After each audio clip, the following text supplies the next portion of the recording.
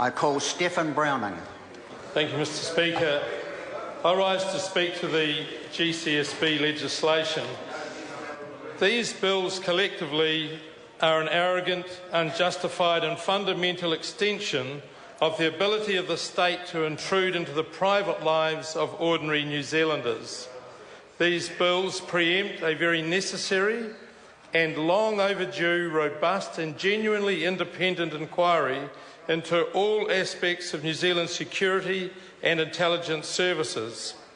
Something between 75% and 90% of New Zealanders say they are concerned about the direction of this bill. We're told this through some polling. So even on a more conservative figure, if national MPs or Peter Dunn or John Banks are listening to their constituency and their own conscience and vote against these GCSB bills, then we can have that independent, robust inquiry now, ahead of a bill that can actually address the realities of need and civil rights and the expectation of privacy that is so strong among New Zealanders. New Zealanders have jealously guarded democratic rights and freedoms, and it is anathema to those rights and freedoms to support this bill. I implore one of the 61 MPs that has previously supported the bill these bills to change at this vote and allow full inquiry first. The government's failed to provide a real justification for this fundamental attack on our democratic rights and freedoms, and it facilitates the legal establishment of a surveillance state in New Zealand.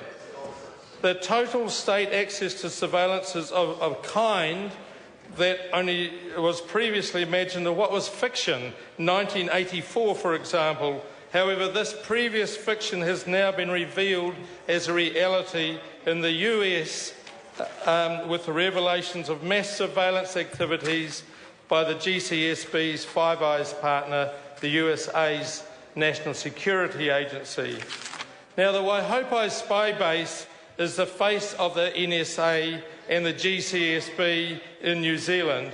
And I want to acknowledge Bob Leonard, who passed away just over a week ago, aged 74. Bob visited the USA GCSB Waihopai spy base, albeit from the perimeter fence, more than any one member of Parliament, possibly more than us all put together. Bob moved to New Zealand to escape the Reagan era and threats of nuclear war. In 1987, Bob helped found the Anti-Bases campaign when the Waihopai spy base was first announced. Bob knew the links with the military and the USA's big business. A true gentleman and advocate for peace to the end, Bob Leonard was also the Uncle Sam for the street theatre at many of our protests. Bob Leonard founded in 1983 and he edited and wrote extensively for Peace Researcher. Bob Leonard wrote all of ABC's submissions, some of which are remarkably topical, such as the GCSB Act that is now being replaced with these bills. He fronted parliamentary select committees, including, well, not a parliamentary one, the Intelligence and Security Committee. He spoke at public meetings around the country and did innumerable media interviews. Bob Leonard was a great example of those people and groups dedicated to true democracy, justice, civil rights and the environment.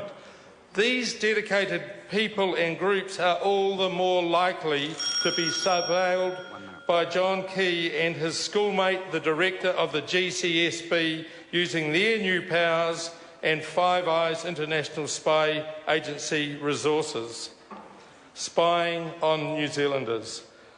This legislation so allows economic well-being to be considered as a target around the spying. Does that actually mean academics and environmentalists such as Mike Joy, Barney McDiarmid, or champions of social justice that might dent the profits of this government's friends? Mass surveillance such as the USA GCSB's Waihopai spy base is part of would have a very corrosive effect on the kind of free and democratic country that generations have fought for. The Green Party will be opposing these bills. Thank you, Mr. Speaker. The Honourable Jonathan Coleman. A point of order. Sir, I was speaking. I was seeking the call, and I was up before. No, well, I've called.